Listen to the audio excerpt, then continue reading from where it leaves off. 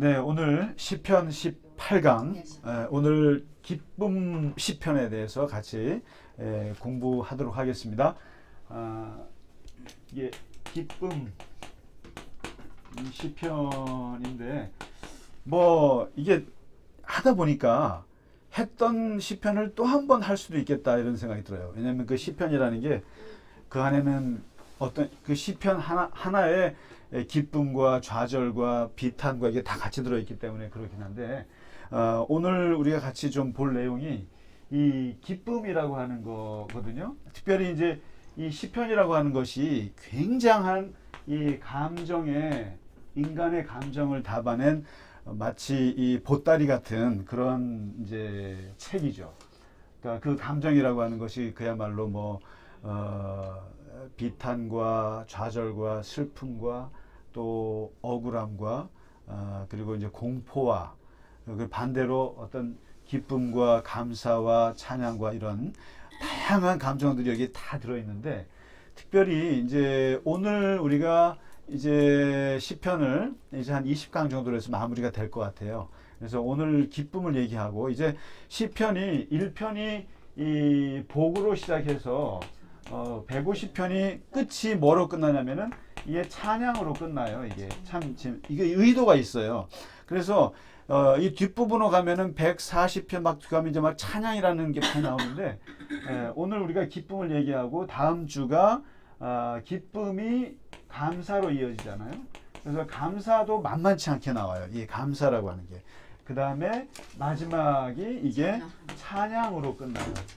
모든 호흡 있는 자는 찬양할지어다. 이렇게 해서 끝나는데, 모든 이 기독교의 이 예배라고 하는 것이 다 그렇습니다. 이게 항상 다 송축하는 걸로 끝나요. 하나님을 찬양하는 걸로. 예배도 그렇고 이제 그런 건데, 일단 오늘은 이제 이 기쁨이라고 하는 감정, 이 기쁨의 시편을 어떻게 얘기할 수 있는가, 이거를 이제 보는데요.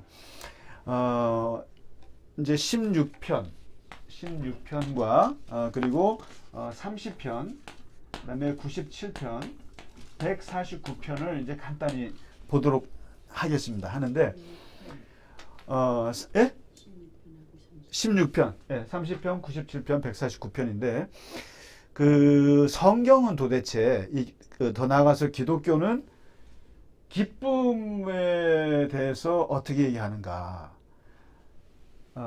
이 기쁨이라고 하는 것이 과연 좋은 것인가? 이게 이제 종교라고 하면은 그 모든 종교에는 다 계율이라는 것이 있어요. 계율이라는 것이 있고 또 지켜야 할 규범이라는 것이 있어요. 불교는 불교대로, 기독교는 기독교대로, 모든 종교들마다 그 나름대로의 계율이 있어서 그 사람들 특유의 지켜가는 그게 있어요, 삶에. 그래서 예를 들면 이제 불교는 고기를 안 먹는다거나, 또 기독교는 술을 안 먹는다거나, 또는 어떤 데는 결혼을 안 한다거나, 이런 계율이라는 것이 있고 이런 건데, 이러다 보니까 종교하면 되게 딱딱하고, 그리고 굉장히 엄하고, 그러면서 자기를 지키고, 이렇게 되면 거기에는 어떤 인간의 감정을 드러내고 인간의 감정을 표현하는 것은 굉장히 사치스러운 걸로 느껴질 수 있어요. 그래서 특히 종교에서는 이런 감정이라고 하는 거를 되게 몹쓸 것으로 보는 경향이 있어요. 그래서 마치 인간의 마음이라고 하는 것이 감정 덩어리인데, 이 마음 덩어리라는 것이 정말 원숭이 이 나무 저 다리, 이 나무 저 나무 왔다 갔다 하듯이 정말 하루에도 수백 번 수천 번 왔다 갔다 하는 게 이게 마음의 세계고, 이게 감정의 세계거든요. 그런데 그래서 이 감정을 제발 조절해라, 감정을 조절하고 감정을 가라앉히고 이성을 찾아라, 이렇게 얘기한 말이에요. 이성을. 그런데 그래서 사람들이 항상 이성적이어야 돼, 합리적이어야 돼. 사람이 계율을 지키고 그걸 따라 살려면 이성적이어야 된다고 가르치는데, 실제로 이 이성이라는 것이 자세히 심리학자들이 보니까 이성은 철저하게 감정의 지배를 받는다라는 거예요. 예를 들면 권사님 누구한테 서운한 얘기를 듣잖아요. 서운한 얘기를 듣고 상처받는 얘기를 들었어요. 그러면은 일단은 이성이 더 작동이 돼요? 감정이 더 작동이 되세요? 감정이 작동이 돼요. 그러니까 아무리 이성적으로는 참아야 돼. 저 사람은 내가 존경해야 될 사람이야 라고 아무리 머리에 이성을 넣어도 안 돼요. 뭐 때문에? 감정 때문에. 이것 때문에. 그래서 요즘에 그러잖아요. 감정 수업을 받아야 한다고. 감정 조절이 안 되는데 무슨 수로 이성을 컨트롤을 하냐 이런 거거든요. 그러면서 이제 성경은 그러면 이 감정에 대해서 뭐라고 말하느냐. 감정에 대해서 긍정하느냐 부정하느냐. 불교적인 의미에서는 이 감정이라고 하는 것은 굉장히 다스려야 될 것들이에요. 그런데 기독교는 이 감정을 그대로 인정해 줍니다. 사실은. 이 감정. 그래서 이게 특히 시편에서는 이 감정들이 고스란히 나오는데 그 중에 감정이 이게 기쁨이에요. 근데 이 기쁨은 특히나 유교나 불교나 동양적인 사람들에게 있어서는 굉장히 사치스러운 감정으로 보여지는 것이 기쁨이에요. 그래서 사람이 뭐라 하냐면 너무 좋아 막 그러면은 뭐라 그럽니까? 복 나간다 입 다물고 있어라. 그러다가 그러니까 우리 동양에서는 그런 즐거움이나 기쁨들을 눌러야 되는 거예요. 누르고 표현하면은 덕스럽지가 못하다고 배웠단 말이에요. 그렇잖아요. 그런데 성경의 특히 시편에서는 이 기쁨이라고 하는 것이 폭발합니다. 그냥 이거를 고스란히 드러내요. 고스란히 드러내는데 그래서 이제 오늘 보는 거 외에도 사실 그 신앙에 있어서 이 기쁨이라고 하는 감정이 얼마나 중요한지를 시편 1편의 2절에 나와요. 복 있는 사람은 첫째 악인의 꾀를 쫓지 않고 이런 거 나오잖아요. 그 다음에 두 번째 나오는 게 여호와의 율법을 즐거워하여 그 율법을 주야로 묵상하는도다.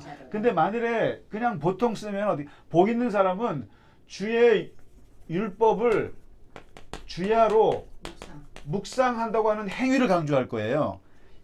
복 있는 사람은 율법을 주야로 묵상해야 돼. 이렇게 하는데 시편 2편은 뭐냐면은 그 행위를 하기 전에 율법을 즐거워하여라고 하는 게 먼저 나와요. 뭐냐면 이 묵상하는 동기가 더 중요하다는 거예요. 동기가 즐거워서 묵상해야 되는 것이지 억지로 하는 그래서 이걸 먼저 말해요. 먼저 율법을 묵상하기 전에 율법을 기뻐하느냐. 그 율법 자체. 그러니까 하나님 자체가 좋으냐 이게 너가. 좋지도 않은데 이거는 안 된다라는 거예요. 그러니까 인간의 감정의 메커니즘을 정확히 이해한 거예요. 그러니까 공부를 좋아해서 10시간 하는 거랑 공부를 너무너무 싫어하는데 10시간 하는 거랑 그 효과는 어떻게 되겠습니까? 다르게 나타나는 거잖아요. 그러니까 동기가 무엇이냐를 먼저 보는 거죠, 이게. 그래서 그것이 뭐냐? 즐거움이다. 기쁨이다.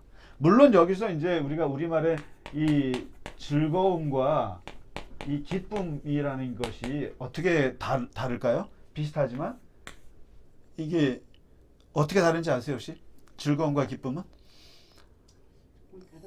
이게 즐거움은 그러니까 다르니까 표현을 달리 썼죠. 우리말에. 이거는 약간 감각적이라고 그래요. 그리고 이제 이게 몸으로 표현되는 것이 즐거움이고 이것은 마음속 깊이. 그래서 우리가 사람들한테 얘기할 때 예를 들면 나는 예를 들면 뭐라 할까 커피 마시고 사람들하고 만나고 그리고 막 대화하는 거 난 기뻐요라고 말 안 해요. 나는 오락실 가갖고 막 이런 거 하는 거 기뻐라고 말 안 했죠. 즐겁다 그러죠. 그러니까 감각적이고 또는 육체적인 부분들을 얘기할 때는 즐거움이라고 표현하고 기쁨은 이렇게 드러내기 어려운 마음속 깊이 있는 감정을 기쁨이라고 그래요. 그래서 이거를 함부로 기쁘다라는 말을 잘 안 써요. 대부분 우리가 주로 쓰는 것은 즐겁다. 즐겁네. 그 영화 봤더니 즐겁네. 내가 이렇게 얘기를 하지. 몸으로 느꼈던. 근데 기쁘다고 말할 때는 언제 말합니까? 언제 말합니까? 기쁘다고 할 때. 성경 공부할 때. 기쁘다고 할 때는 이런 거예요. 우리 아이가 대학에 들어갔어. 정말 어렵게 들어갔어. 그때는 내가 기쁘다 그러지 그거를 즐겁다고 안 해요. 맞아요. 내 말이야. 그러니까 뭔가 외부로부터 뭔가를 왔을 때 그것은 그러니까 이게 즐거움과 기쁨은 조금 무게가 달라요. 기쁨이 훨씬 더 내적이에요. 내적이에요. 난 너무 기뻐. 그리고 우리 교회가 정말 뭐가 됐을 때 즐거워 그러세요? 아니죠. 우리 교회가 예배당을 짓게 됐어. 난 기뻐. 이런 거거든요. 이거는 예. 그래서 즐거움과 기쁨 이게 다른데 아무튼 율법을 즐거워하거나 이게 뭐 비슷한 얘기입니다만은 그래서 이 기쁨이라고 하는 것을 굉장히 강조를 해요. 그래서 시편 37편에도 뭐라고 하냐면은 여호와를 기뻐하라라고 명령을 해요. 기뻐하라. 하나님을 기뻐하라. 그러면 하나님께서 너의 소원을 들어주시리라. 그러니까 기도 응답이 잘 될 것이다라는 거죠. 그러니까 뭔가 기도를 하건 뭘 해도 기본적으로 하나님이 좋아야 된다는 거예요. 그 다음에 느헤미야의 8장에 보시면은 느헤미야가 누굽니까? 그 포로로 끌려갔다가 돌아와서 성벽을 재건하고 다시 이스라엘 사회를 공동체를 세우는 총독이잖아요. 그 사람이 진짜 어렵게 세워놓고 이제 낙성식 같은 걸 할 때 거기서 이제 율법을 다시 읽고 막 이제 성벽을 짓고 이제 막 축하 파티 하는 거죠, 일종의. 그럴 때 그 사람들 막 울어요, 막 백성들이 너무 감격스러워서 울 때 뭐라고 울지 마라, 울지 마라, 기뻐하라. 오늘 기뻐하라. 기뻐하는 것이 여호와를 기뻐하는 것이 너희에게 힘이 될 것이다. 이런 그러니까 하나님을 기뻐하는 것이 우리의 삶의 에너지가 된다. 이제 이렇게까지 얘기하거든요. 그러니까 사람이 여기서 지금 하나님을 이렇게 좋아하는 것이 하나님을 기본적으로 마음속으로 좋아하는 이것은 무슨 내가 성경 공부를 많이 하고 율법을 많이 외우고 계명을 잘 지키고 선한 일을 하기 때문에가 아니라 이것은 감정적인 차원의 문제예요. 감정적인 거예요. 그냥 내가 예배도 제대로 못 드리고 내가 제대로 뭐 이렇게 행위는 못할지라도 그냥 나는 하나님이 좋아. 그냥 하나님이라고 하는 분이 그냥 좋다고 내 마음속에 있는 그거 자체가 굉장히 귀하게 생각하는 거고 그것을 중요하게 보는 거예요. 먼저 즐거우냐 이렇게 얘기하고 이것은 우리가 하나님에 대해서 얘기하는 거고요. 반면에 그 예수님이 세례 받으실 때 거기도 기쁨이라는 표현이 나와요. 뭐냐면 세례 받고 물 위로 올라올 때 하늘에서 들려오는 소리가 그런 소리였어요. 뭐냐면 I love you. I love you my son. 이거였잖아요. 그러니까 너는 내 사랑하는 아들이다. 그 다음에 I proud of you. 나는 너를 기뻐하노라. 난 너를 자랑스러워하노라. 이거 엄청난 단어잖아요. 그러니까 세상에서 모든 자식들이 부모로부터 받아야 할 말이 I love you, I proud of you. 이러면은 자존감 극상승되는 거죠. 그러니까 부모로부터 사랑받는다. 그 다음에 부모로부터 너를 자랑스럽다. 이게 뭐냐면 내가 너를 기뻐하노라 이러거든요. 기뻐하노라. 그러니까 이 말이 그러니까 이게 성경에서는 이 기쁨이라는 말이 얼마나 중요한지를 알고 있어요. 그리고 이게 신앙에 있어서 아주 기초적인 거라는 걸 이제 얘기하고 있는데 오늘 16편 한번 가보실까요? 간단히 16편에 가면은 그런 그 기쁨에 대해서 여기 보면은 여기 나와요. 일단은 16편에는 나의 마음이 기쁘고 나의 영도 즐거워하는 이유가 나와요. 그러니까 여기 보면 이제 표현이 재밌어요. 마음과 영. 마음이 기쁘고 영이 즐거워하는 이유. 그리고 주님 앞에는 그 충만한 기쁨이 있고 주의 오른쪽에는 영원한 즐거움이 있다. 이렇게 얘기를 하거든요. 그러면서 이제 왜 그런가 나의 마음이 기쁜 이유를 얘기해 주는데 여기 보시면은 2절에 이런 얘기가 나와요. 주는 나의 주님. 주님은 나의 주님이시오니 주 밖에는 나의 복이 없습니다. 이렇게 고백하거든요. 주 밖에는 나의 복이 없다. 그리고 여호와는 나의 산업과 나의 잔의 소득이시다. 이런 표현이 나와요.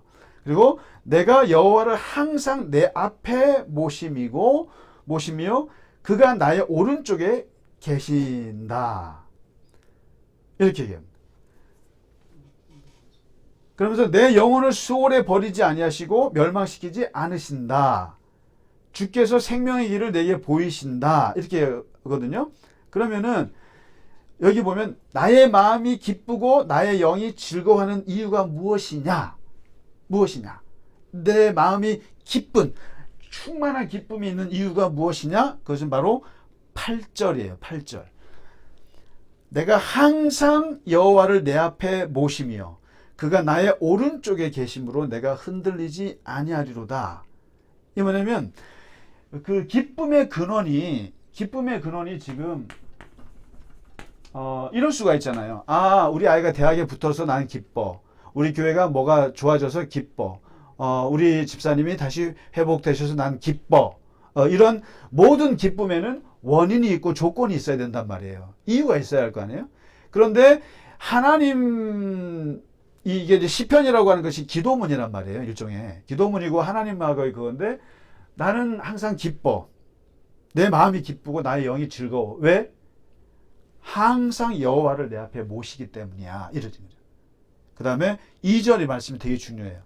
주님 밖에는 나의 복이 없습니다. 이렇게 얘기했어요. 그러니까 뭐냐면 뭐 돈을 많이 벌고 사람들하고 관계가 좋고 뭐 세상에 많은 이런 것들 때문에 기쁜 것은 나는 별거 아니야. 아니고 오직 주님 밖에는 나한테는 복이 없다는 말은 나의 모든 기쁨은 주님밖에 없어 이거예요. 그러니까 절대적 기쁨이에요. 이게요. 여기서 말하는 거 16편에. 그러니까 기쁨의 이유를 찾을 수가 없어요. 하나님 외에는. 그래서 하나님이 무슨 일을 해주셔서 뭐 해주셔서 이래서 내가 기뻐요라고 하는 게 아니라 그보다 더 깊은 거예요. 그거하고 상관없이 주 밖에는 나의 복이 없습니다라는 얘기처럼 주님만으로 충분히 나는 기뻐 이거예요. 그래서 이거는 16편은 그 기쁨 시편 중에 아주 오리지널 같은 거예요. 그러니까 기쁨의 원인이 가볍지가 않아요. 그냥 하나님만이 내 앞에 있으니까. 또 그가 나의 오른편에 계시니까. 그러니까 이렇게 말할 수 있어요. 하나님의 존재만으로 나는 기뻐. 이럴 수 있느냐. 굉장히 깊은 거예요. 이게. 기쁨의 근원이. 그러니까 우리는 뭐 하나님이 뭘 복을 주셔서 기쁘고 복을 주셔서 이렇게 하는데 이거는 다 조건적이고 상대적인데 이건 그냥 하나님이 존재하는 것만으로도 나는 기뻐. 이렇게. 이럴 수만 있으면 대단한 거죠. 신앙이 굉장히 깊은 사람. 그렇죠. 이거는 예. 주 밖에 나의 뭐 흔들림이 없어요. 그러니까 이제 우리가 기쁨의 원인들을 얘기하는데 이것이 제일 그렇죠. 그러니까 뭐 우리가 가끔씩 보면은 뭐 이유가 없어요. 그냥 하나님이 좋아서 뭐 내가 선을 베풀고 내가 그렇게 하나님을 모시고 하는 이유가 뭐냐? 하나님이요. 내가 하나님 믿을 때 하나님이 우리 자식들 잘해 하고 복을 잘 받아서 그래. 그러면은 예를 들면 이런 거 있잖아요. 하나님이 복을 주셔서 내가 실제로 많은 덕을 입었어요. 이러가 계산해 보니까 네가 받은 복을 계산해 보아라 해 보니까 복을 많이 받았어요. 보니까 건강도 해 주시고 그렇게 해서 제가 참 하나님이 좋아요 하는 것은 굉장히 위험한 얘기예요. 사실은. 그러니까 그렇지 않으면 언제든지 하나님 빠이빠이 할 수 있는. 그래서 지금 이 16편이 되게 중요하다는 거예요.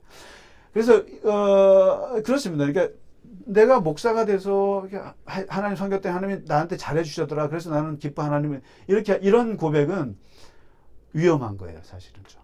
근데 이제 위험하다기보다 언제든지 조건적인 거죠. 그러니까 이런 상황에서 저도 그렇지만 더 깊이 들어가려고 그런 거죠. 이런 거 저런 거 없이도 그냥 하나님이 존재하는 것만으로도 내가 기쁠 수 있는가라고 하는 것은 사실은 약간 시험이에요. 이게. 그 시험을 대표적으로 겪었던 사람이 바로 욥이잖아요. 근데 욥도 1차 시험은 합격, 2차 시험은 불합격이었어요. 1차 시험은 자식 죽고 막 그럴 때 뭐라고요? 주시니도 여호와시요 거두어 가시니도 여호와시니 내가 주를 찬양하리다 이러고 앉아 있었단 말이에요. 그때는 처음에는. 근데 점점점 고난이 심해지니까 내가 왜 태어났니? 왜 태어났니? 왜 엄마 뱃속에 있을 때 하나님 나를 죽이지 않았습니까? 왜 태어나게 하셔갖고 이런 모진 꼴을 다 보게 하십니까? 라고 2차 불합격. 이런 거거든요. 그러니까 이 기쁨의 근원이 어디에 있는가? 이제 이 16편은 우리가 따라하기 어려운 거예요. 그냥 주께서 계신 것만으로도 기쁩니다. 대단한 얘기죠, 물론. 그러나 다 그런 것만은 아닙니다. 30편. 30편에 보면은 이제 여기에 보면은 그 기쁨이라고 하는 것이 항상 뭘 전제하냐면은 기쁨이라고 하는 것이 항상 슬픔을 전제한다는 것을 잊지 말라는 거예요. 이게 슬픔. 그러니까 항상 사람이 기뻐 살 수가 없어요. 그러니까 세상 살면서 언제 그래서 우리가 그 유무상통이라고 하잖아요. 그러니까 유가 있고 무가 있으면 무가 있기 때문에 유가 있고 유가 있어서 무가 있는 거예요. 그러니까 뭐냐면 있는 것 같은데 사실 없고 없는 것 같지만 그것도 있는 거예요. 그리고 그것이 서로 그냥 상생한다라는 거거든요. 이게. 근데 마찬가지로 인간의 감정이라고 하는 것이 항상 기쁨이 있으면 슬픔이 있는 거거든요. 그래서 이게 슬픔이 충만하기 때문에 여기서 기쁨으로 넘어갈 수 있고 너무 기쁘면 그건 또 다시 또 슬픈 일이 또 생기는 거예요. 뭐 맨날 경험하는 거 아닙니까? 이게 이런 것처럼 여기에 지금 그걸 얘기합니다. 보시면 주께서 나를 원수로 하여금 얘네들이 나를 기뻐하지 못하게 하셨다. 그러니까 내가 원수들에게 창피당하지 않도록 하나님이 하셨다. 또 내가 주께 부르짖음에 주님이 나를 고쳐주셨다. 그리고 주님께서 내 영혼을 수월에서 끌어내어 살리셨다. 그러니까 음부에 있는 나를 이렇게 끌어내서 구원하셨다. 구원하셨는데 그래서 내가 하나님을 기뻐하는데 보니까 하나님의 노여움은 여기 5절이에요. 이제 이게 다윗이 깨달은 거죠. 하나님의 노여움은 잠깐이고 그의 은총은 평생이로다. 이거 잘 기억하셔야 돼요. 이게 성경의 기본적인 정신인데 하나님이 인간을 징계하시는 것은 벌 주는 것은 3, 4대라고 얘기했어요. 3, 4대. 만일에 이제 그 세대로 따지면 하나님이 화가 나는 건 3, 4대. 은총을 베푸는 것은 만대라고 그랬어요. 만대. 이게 뭐냐면 은총과 징계의 그 깊이는 엄청나게 다르다는 거예요. 하나님이 심판하시고 노여우시고 분노하시는 것들을 우리가 100%로 보고 있는데 그것은 하나님의 은총으로 봐서는 10분의 1도 안 되는 것이다. 이렇게. 그러니까 하나님이 분노하신 우리 자꾸만 노아의 홍수, 소돔과 고모라 막 땅 꺼지면서 이런 것만 봐서 그런데 그것은 하나님의 은총과 그 사랑에 비해서는 너무나 작은 것이다. 그거를 알고 봐야 되는데 그래서 징계와 은총의 이 질적인 차이를 얘기하는 거예요. 노여움은 잠깐이요 은총은 평생이로다. 그 다음에 저녁에는 울을지라도 울음이 깃들일지라도 아침에는 기쁨이 오리로다 이거예요. 지금 그러니까 이런 그 다음에 그 11절에 보시면은 주님께서는 슬픔을 변하여 어떻게 했다고 그러죠? 춤이 되게 하시고 그다음에 배옷을 벗기고 뭐로 띠웁니까? 기쁨으로 띠우셨다 이렇게 되거든요. 이게 그러니까 이게 바로 유무상통이에요. 슬픔과 기쁨은 항상 왔다 갔다 하는 거다. 언제든지. 그런데 여기에 하나님께서 인간의 슬픔 속에서도 언제든지 그러니까 뭐라고 말하니까 슬퍼하는 자여 절망하지 마라. 그리고 기뻐하는 자 넘어질까 조심하라 이러잖아요. 바울이. 그러니까 항상 기쁨은 슬픔이 될 수 있고 슬픔은 언제든지 기쁨이 될 수 있다. 그래서 너무 슬퍼하는 사람은 너무 슬퍼할 필요 없고 그러니까 이것은 감정의 세계이기 때문에 소위 말해서 절대적 슬픔 이건 없어요. 이건 없고 그렇다고 해서 절대적 기쁨도 없어요. 다만 아까 16편의 외에는 16편처럼 하나님만 기대하는 사람, 하나님으로부터 오는 기쁨만 추구하는 사람은 그 사람에게서는 슬픔이 올 건 없어요.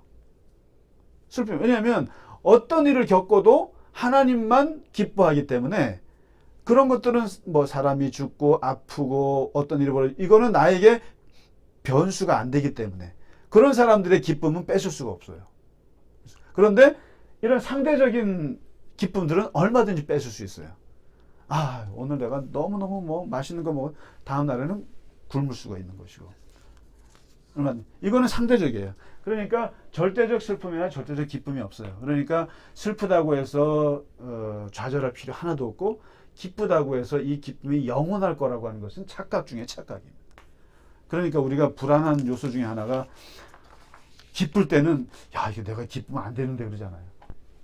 이러다 갑자기 또 언제 또 꼬꾸라질지 모르는 불안함이 또 있지 않습니까? 그러니까 이 기쁨이라는 것은 항상 상대적이다라고 생각을 하고 살아야 기쁨을 유지할 수 있죠. 절대적인 하나님 기쁨 외에는. 그 다음에 97편에 보실까요? 97편에 넘어가 보면은 여기에서는 이제 그 기쁨의 이유가 1절이에요. 여호와께서 다스리시나니 땅은 즐거워하며 허다한 섬은 기뻐할지어다. 그러니까 땅과 섬이 기뻐할 이유는, 그리고 우리가 이 세상을 기뻐할 이유는 뭐냐면 하나님이 이 세상을 다스리기 때문에 나는 기쁘다. 하나님이 다스리신다. 그러면서 그 표현이 쭉 나오죠. 구름과 흑암이 둘렀고 의와 공평이 하나님의 보좌의 기초이며 불이 나와서 대적들을 불사르며 번개가 세계를 비추니까 땅이 막 떨고 있고 산들이 여호와 온 땅의 주 앞에서 밀랍같이 녹아버리고 하늘이 의를 선포하니 모든 백성이 그의 영광을 보았도다. 그리고 조각한 신상을 섬기며 허무한 것으로 자랑하는 자는 다 수치를 당할 것이다. 그러니까 보이지 않는 하나님께서 산과 하늘과 번개와 구름과 흑암을 통해서 이 세상을 쫙 다스리면서 이것이 우리의 기쁨의 근원이다. 이렇게 하나님이 다스리시니까 너무 좋다. 이런 거죠. 그래서 여호와여 시온이 주의 심판을 듣고 기뻐하며 유다의 딸들이 즐거워하나이다. 뭐냐면 시온이 하나님의 백성이 하나님이 심판하는 것을 보고 기뻐한다. 하나님이 다스림, 하나님이 심판하심. 이런 것이 우리는 기쁘다. 기쁨의 이유가 된다. 이거죠. 그러면서 이제 뭐냐면 이 97편에서는 하나님의 다스림이라는 게 뭐겠습니까? 하나님의 정의가 이루어지는 것을 보니까 너무 기쁜 거예요. 여기잖아요. 의와 공평. 이 땅에 평등이 이루어지고 이 땅에 정의가 살아 넘치는 것. 그건 누구예요? 하나님의 ጼ데카. 하나님의 미슈파트가 이루어지면서 온갖 하나님의 뜻에 따라서 산이 움직이고 바다가 움직이고 땅이 이렇게 섭리하는 것 얼마나 아름답겠습니까? 이것을 천리라 그러죠. 일반 말로는 천리, 순리, 하나님의 순리대로 이루어지고 때로는 하나님의 심판이 적절하게 이루어지는 것을 보니까 우리는 기쁘다라는 거죠. 이게 사실 정말 뭐 이런 세상이 오면 너무 기쁘죠. 정말 그래서 11절에 보면은 의인을 위하여 빛을 뿌리고 마음이 정직한 자를 위하여 기쁨을 뿌리시는도다. 누가요? 하나님께서. 그러니까 의인을 위해서는 하나님께서 빛을 쫙 뿌려주시고 마음이 정직한 자, 양심 있는 자를 위해서는 기쁨을 주신다. 하나님께서. 기쁨을 주신다. 이게 정말 예수님이 말씀하신 하나님의 나라가 이렇게 이루어지는 의와 공평과 정의와 사랑이 막 이렇게 이루어지면서 정말 순리대로 그런 세상에서는 의인들은 빛이 나죠. 그 다음에 정직한 사람은 기뻐할 수 있죠. 그런데 이게 거꾸로 가는 세상에서는 정직한 사람일수록 정말 미치고 환장하죠. 그런 거죠. 그 다음에 12절에 의인이여 너희는 여호와로 말미암아 기뻐하며 그의 거룩한 이름에 감사할지어다. 이렇게. 그러니까 왜 그럽니까? 이게 왜 가능합니까? 하나님이 다스리시면, 하나님이 다스리시는 세상 속에서는 의인이여 너희는 여호와로 말미암아 기뻐하라. 여호와로 이 얘기를 합니다. 그래서 97편은 하나님의 다스림과 하나님의 심판, 하나님의 정의가 이루어지는 그것을 보면서 우리는 기쁘다라는 그걸 얘기하고요. 그 다음에 마지막 149편으로 한번 가시면, 야, 시편 진짜 빨리 읽는다. 149편. 이제 이게 150편 마지막 한 장 전이잖아요. 네. 할렐루야 새 노래로 여호와께 노래하며 성도의 모임 가운데서 찬양할지어다. 이거는 뭐 찬양으로 넣어도 상관없는데 여기는 이렇게 말합니다. 이스라엘은 명령을 하기를 이스라엘은 자기를 지으신 이로 말미암아 즐거워하며 시온의 주민은 그들의 왕으로 말미암아 즐거워. 이것도 마찬가지예요. 너희는 이것저것 다른 것으로 즐거워하지 말고 자기를 지으신 하나님으로 즐거워하라. 이게 지금 시편의 기쁨의 아주 강조 중에 강조예요. 가장 강조. 하나님을 즐거워하라. 하나님을 즐거워하라. 이렇게 말하면서 그리고 이 하나님으로 말미암아 즐거워할 것이며 그래서 춤을 추고 찬양하고 또 찬양해라. 그리고 4절에 보면 뭐라 합니까? 하나님께서는 그 자기 백성을 기뻐하신다. 자기 백성을 기뻐하신다. 이랬잖아요. 이게 아까 예수님이 세례 받을 때 하늘로부터 들은 음성이잖아요. 음성이 너는 내 기뻐하는 자라. I proud of you. 똑같은 얘기예요. 하나님은 내 이스라엘 백성을 proud of you 한다. 나는 기뻐한다. 내 백성을. 그 다음에 겸손한 자를 구원으로 아름답게 하심이로다. 이거요. 이게 이스라엘 백성들이 그래도 떵떵거리며 살 수 있는 것 중에 하나가 바로 이러한 민족적 자부심이 여기서 나오는 거예요. 하나님이 우리를 기뻐하신다. 이게 너무 심할 때는 선민 사상으로 가서 너무 교만하게 나갈 수도 있지만 그러나 이게 자부심에 엄청난 걸 주죠. 성도들은 영광 중에 즐거워하며 그들의 침상에서 기쁨으로 노래할지어다. 그러면서 이제 149편에 여호와를 즐거워하라. 이것과 그 다음에 하나님은 그 즐거워하는 백성들을 또 즐거워하신다. 이게 상호 기쁨이에요. 하나님을 기뻐하는 자, 하나님이 우리를 기뻐할 것이다. 이런 내용이 이제 들어가 있는 거죠. 그러면서 계속 얘기하기를 성도들은 영광 중에 여호와를 침상에서조차도 기뻐하라. 잠에서도 기뻐하라. 하나님. 그러니까 여기서 이제 네 편을 보셨지만은 아시겠죠? 그 기쁨이 향하는 방향이 어딘지를 시편에서 말하는 그러니까 이게 뭐 우리가 보통 말하는 뭐 우리 아이가 잘 돼서 기뻐, 누가 잘 돼서 기뻐 이런 상대적인 기쁨보다는 근본적으로 계속 말하는 게 하나님을 기뻐하는 것이 그것이 가장 좋고 그다음에 하나님이 우리를 기뻐하신다고 하는 거. 요것이 이 시편의 기쁨의 아주 중요한 감정이고 또 명령이고 이 기쁨이 하나님을 섬기는 데 있어서 어떻게 보면 가장 원초적인 감정이라고 할 수 있는 거죠. 하나님을 좋아하는데 거기서 어떻게 누가 말려요? 좋아해서 묵상하고 좋아해서 계명 지키고 좋아해서 하는 것들은 아무도 막을 수가 없다. 이게. 그렇기 때문에 이 하나님을 기뻐하는 것이 느헤미야가 말한 것처럼 너희의 힘의 원천이 된다. 그리고 37편에처럼 여호와를 기뻐하라 그러면 하나님이 다 들어주신다. 그럴 수밖에 해요. 다 들어주세요. 소원을 들어주실 수밖에. 그 하나님을 기뻐하는데 그 하나님이 어떻게 그걸 안 들어줘요. 그러니까 이런 아주 근원적인 것들을 말해주고 있는 게 이게 시편의 기쁨이다라고 말할 수 있겠습니다. 기뻐하십시오. 네. 네, 오늘 마치도록 하겠습니다. 다음 주에는 감사를 하도록 하겠습니다. 목사님, 네, 감사합니다. 잠깐. 원문에요. 그 기쁨하고 그 즐거워하는 거하고 원문에 영어 그건 뭐가 어떻게 다른? 영어는 뭐 여러 단어가 있죠. joy도 있고. 근데 기뻐하는 거하고 즐거워하는 거하고 다를 거 아니에요. 단어가 그렇게 번역했으니까. 그거 한번 찾아볼게요. 그러니까 기뻐하라 비슷할 수가 있어요. 하여튼 비슷할 수도 있지만, 네, 또 즐거운 joy도 것도 있고 있을 플레저도 있고 그렇죠. 뭐 여러 가지 우리가 있지만, 다르게 네. 해피니스도 있고, 해피도 있고 여러 가지 그 표현이 있는데, 아마 그거는 뭐 적절하게 아마 좀 찾아보면 좋을 것 같아요. 찾아볼게요. 네, 오늘 마치도록 하겠습니다. 감사합니다.